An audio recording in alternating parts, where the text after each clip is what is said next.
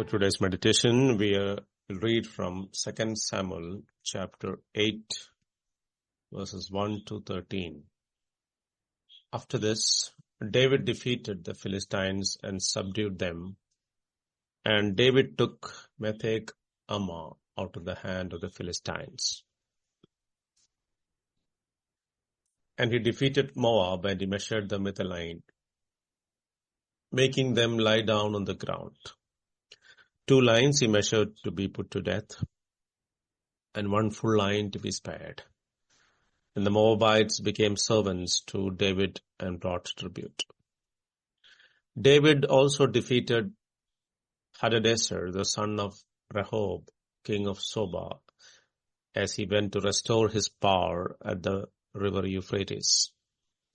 And David took from him 1,700 horsemen and 20,000 foot soldiers.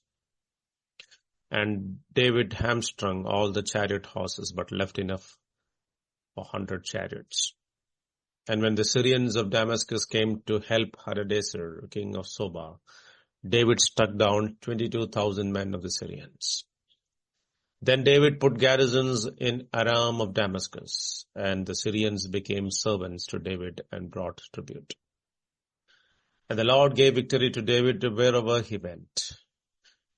And David took the shields of gold that were carried by the servants of Hadadezer and brought them to Jerusalem. And from Beta and from Berothai, cities of Hadadezer, King David took very much bronze. When Toi, king of Hamath, heard that David had defeated the whole army of Hadadezer, Toi sent his son Joram to King David to ask about his health and to bless him because he had fought against Hadadezer and defeated him, for Hadadezer had often been at war with Toi. And Joram brought with him articles of silver, of gold, and of bronze. These also King David dedicated to the Lord, together with the silver and gold that he dedicated from all the nations he subdued, from Edom, Moab, the Ammonites, the Philistines, Amalek, and from the spoil of Hadadezer, the son of Rehob, king of Zobah.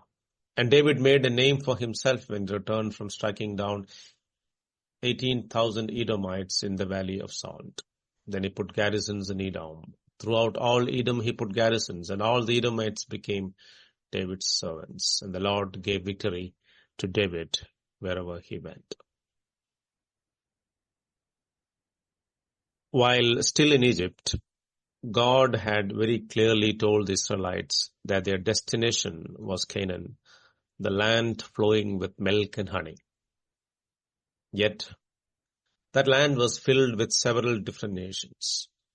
The Israelites often doubted God's power to defeat the inhabitants of Canaan so that they could possess it. Still, despite the presence of their enemies, including giants in the land, they were assured of their victory. But when they reached the land of Canaan, they could not possess all the land because they did not go out in faith to fight and defeat their enemies.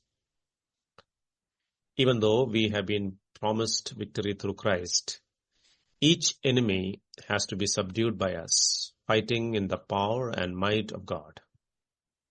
This involves unshaken faith in God and His promises.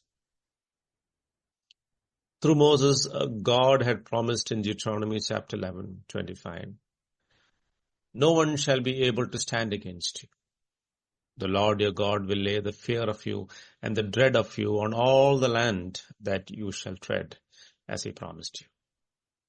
Again, after the death of Moses, when Joshua took over, he repeated the same promise in Joshua chapter 1, verse 5.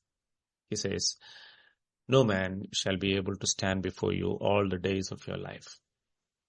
Just as I was with Moses, so I will be with you. I will not leave you or forsake you." But these promises were real only to a people who trusted and obeyed God. In Deuteronomy chapter 28, the chapter of blessing and curses, looking ahead to their apostasy and disobedience, God said in verse 25, "The Lord will cause you to be defeated before your enemies. You shall go out one way against them and flee 7 ways before them.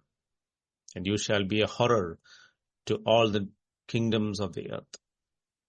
So victory over their enemies depended on their trust and obedience to God.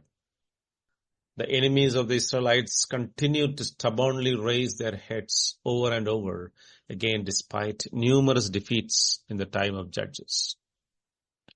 Now that David is on the throne, however, things have changed. David not only defeated them, but also subdued them. The scriptures list the nations that David subdued and plundered. As God had appointed, so he did, and delivered his people out of the hand of their enemies. In the time of David, Israel utterly and completely dominated the land of Canaan and kept their borders secure.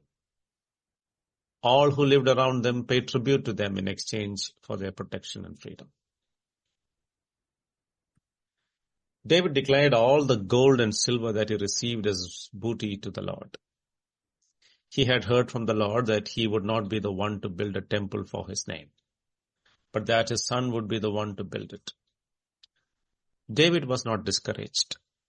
Instead, he used every opportunity to prepare for the building of the temple.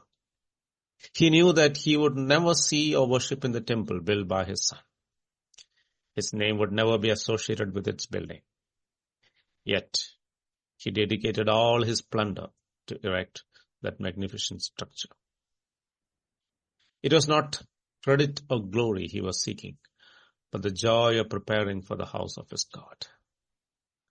No matter who gets the credit, let us do everything in our power to help build up the people of God among whom he dwells. David faithfully adhered to the command of God in refusing to build up his military resources from the captured horses and chariots. For example, when he defeated Hadadezer, he captured 1,700 horsemen, but hamstrung all the horses except just enough to equip 100 chariots. That David kept such a small number shows remarkable self-control and trust in God.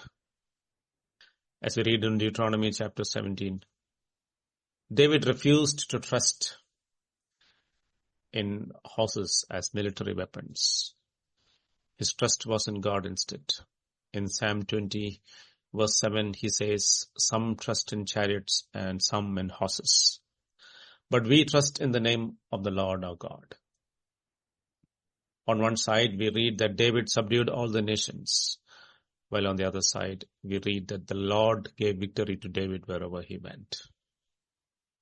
We are co-workers with Christ, and it is not our work, but that of his grace which is powerful in us. Yet, we must not let his grace work in vain, but throw ourselves into the battle, working harder than we have ever worked for our own selfish ends, to obey his promptings.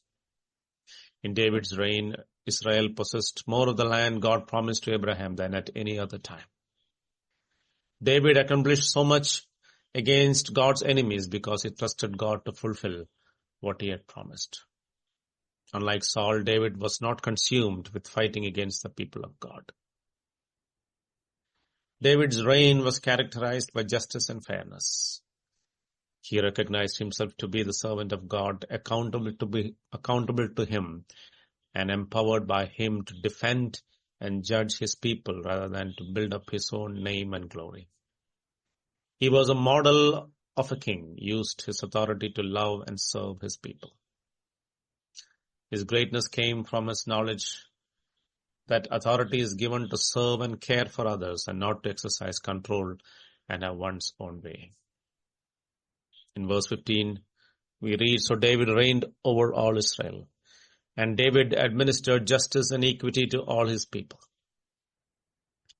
And while writing Psalm 89, verse 14, he reflects on God, his king. "Righteousness and justice are the foundation of your throne. Loving devotion and faithfulness go before you." Let us depend on God, the one whom we know through our meditation on his self-revelation through his word.